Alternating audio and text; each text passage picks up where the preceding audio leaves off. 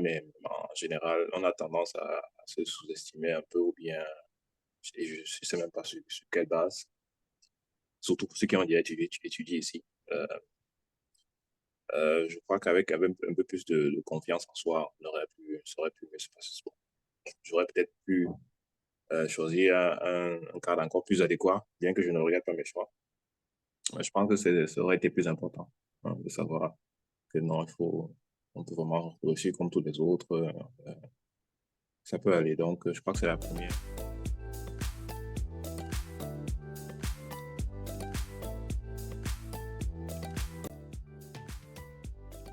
Pour mes prédécesseurs, je commencerai d'abord par te remercier pour l'invitation. C'est avec plaisir. J'espère que ma petite contribution pourra peut-être aider les uns et les autres. Moi, je m'appelle Eric Tchekunga. Je viens du Cameroun, du nord du Cameroun. J'ai fait mes études de médecine en Allemagne, dans l'état du Saarland. Et après, j'ai décidé de commencer une spécialité en neurologie. Ce que j'ai commencé par suivre à Merci dans le Saarland.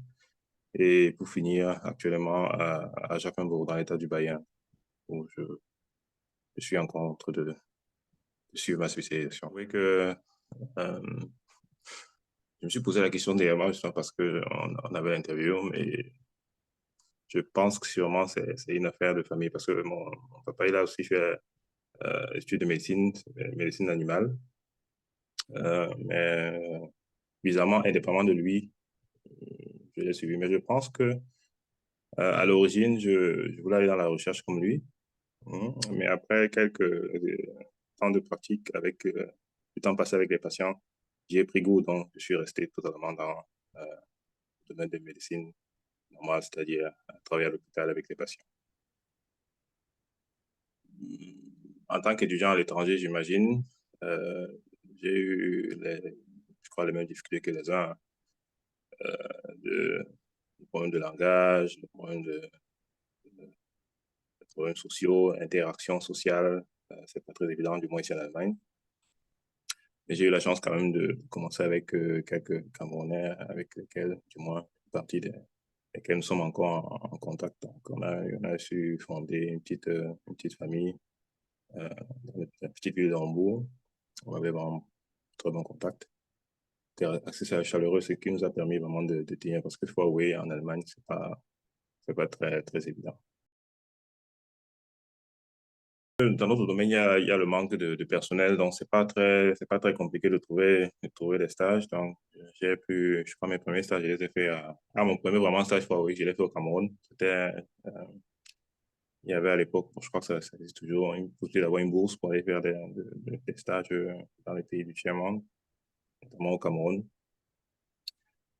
C'est là où tu te rends quand même que, bon, je l'ai fait à l'hôpital général de Yaoundé, c'est pas si sans faire de publicité, mais dans cette section de cardiologie et néphrologie. C'était vraiment très intéressant, hein. Tu vois à quel point, bien que de l'extérieur, on peut se dire que les gens ne travaillent pas et tout. Moi, j'ai trouvé les médecins que j'ai rencontrés là-bas vraiment très engagés, bien que, euh, connaissant nos réalités, ils avaient aussi, bien sûr, des à côté qu'ils devaient aussi gérer. C'est très bien. Ici en Allemagne, euh, c'était un peu plus structuré, il y avait un peu plus de soutien. Il y a plus de médecins, de stagiaires, d'infirmières et tout.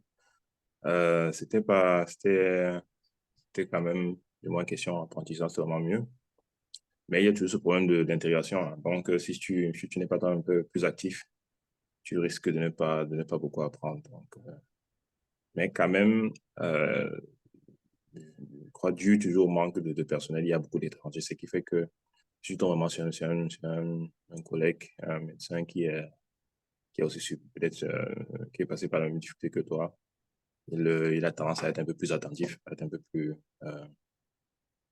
prêt à répondre à tes doléances ou bien à t'aider dans ta formation. Mon premier travail, c'était à Meertzig dans le Saarland, toujours dans l'état du Saarland, en neurologie. Pour trouver un peu, pour la recherche du boulot, de l'autre côté, n'est pas si compliqué que ça. Bien que même pour le premier boulot, on avait eu un peu, j'ai eu un peu de petites difficultés dans le sens où n'avais pas confiance en moi. Que c'est un peu dommage parce que quand tu te rends compte à quel point la demande est forte, ou bien le manque de personnel est fort, il y a pas mal de problèmes. Ce qui fait que je n'ai envoyé que deux, je crois, à l'époque. En neurologie, je n'ai envoyé que deux demandes, si je me rappelle bien, ouais, dans les États, du moins dans les hôpitaux qui n'étaient pas très loin de ma ville. Bien évidemment, j'ai eu la possibilité de travailler dans les deux hôpitaux. Je suis décidé de travailler à Merzig parce que justement, j'ai eu le sentiment que le chef était un peu plus agréable, était vraiment très familier comme un père de famille, qui est le cas. Euh, donc, vraiment, il y a vraiment une grande.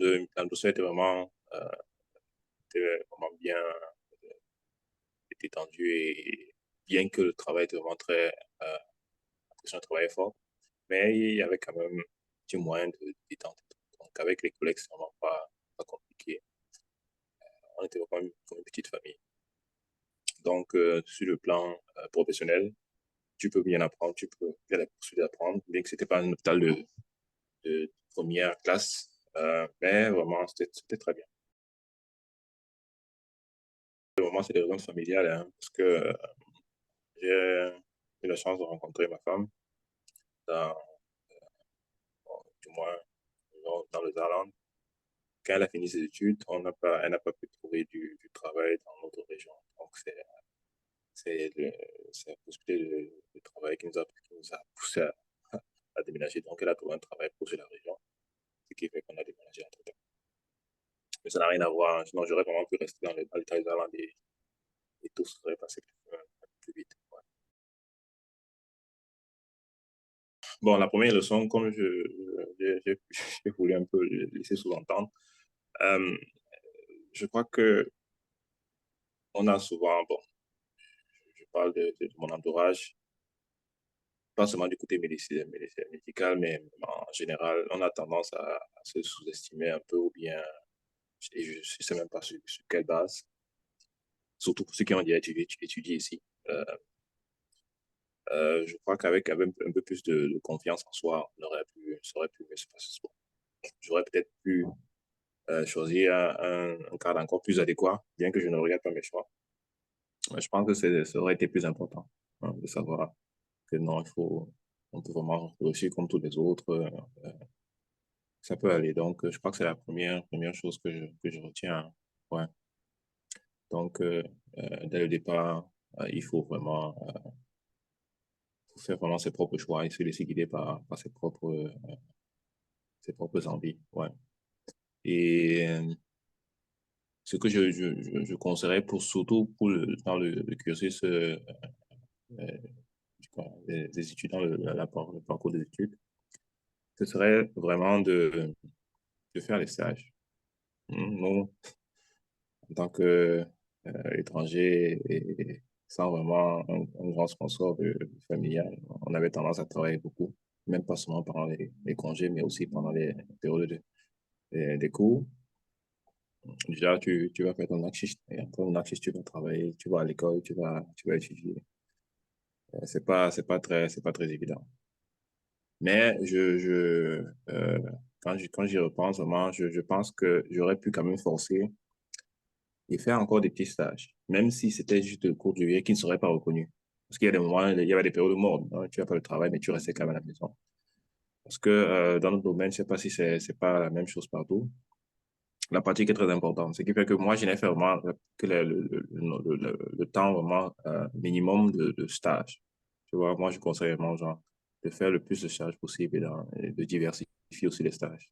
Parce que tous les stages, tous les petits contacts que tu as avec les patients, les médecins, tu apprends quelque chose. Et moi, j'ai tendance à vraiment garder plus longtemps les expériences pratiques que la théorie. Donc, ouais, je crois que voilà les deux conseils que je donnerais. Réitère vraiment ce que je viens de donner, c'est-à-dire plus de confiance en soi et vraiment le plus de pratique possible.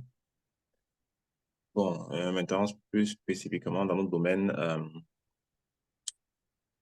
euh, vu que je suis déjà dans la difficulté actuellement, euh, on a vraiment curriculum est vraiment très bien précisé ici, très bien structuré en Allemagne, mais on a tendance à se laisser déborder par le travail, hein, par le quotidien. Et à la fin, ça peut te causer des problèmes. Donc, il y a ce qu'on appelle sogenannte Logbook, hein, pour vraiment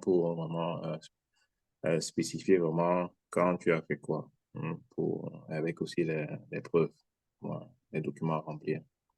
Ce serait bien de les faire dès le début. Tu t'apprêtes. Je crois que c'est ce qu'on fait d'habitude, hein. Et je crois que je ne suis pas, malheureusement, pas le seul, bien que j'espère que nous ne sommes pas le plus de personnes, que c'est à la fin, hein, quand on va se prêter pour passer l'examen, qu'on va commencer à chercher, contacter tel ancien chef et tout. Donc, justement, je conseille vraiment aux gens de commencer dès le début à se préparer à l'examen final pour faciliter les choses. Merci beaucoup. Et peut-être maintenant pour la suite, pour mon futur à moi-même, euh, je, on a, en tout cas moi, j'ai cette envie de, de ne pas rester à l'hôpital longtemps, c'est-à-dire de travailler dans un cabinet. Ce sont des choses qui ne sont pas très répandues, des idées qui ne sont pas très répandues, mais c'est vraiment une très bonne alternative, hein, pour surtout des personnes qui ont une vie de famille avec des enfants et tout. C'est vraiment, c'est pas si compliqué que ça. Il faut vraiment se laisser euh, beraten, hein, donc suivre des petits séminaires et tout. Il y a vraiment des appels d'offres. C'est un domaine où on peut vraiment s'épanouir. Donc, que ce soit sur le domaine du professionnel et vraiment toujours avoir une vie de famille ou bien privée comblée. Ah oui, voilà un truc qui me revient. Un dernier conseil. Euh, Sans vouloir faire de publicité, il y a pour les médecins ou bien les infirmiers une possibilité de travailler en tant qu'intérimaire. Certes, il y a des côtés positifs, des côtés négatifs. Je ne vais pas trop entrer dans les détails, mais pour des personnes qui sont peut-être encore peut-être célibataires, qui n'ont pas de famille, de vie de famille, et qui peut-être ont déjà pratiquement fini avec leur spécialité ou bien se sont déjà quand même assez fit dans leur domaine.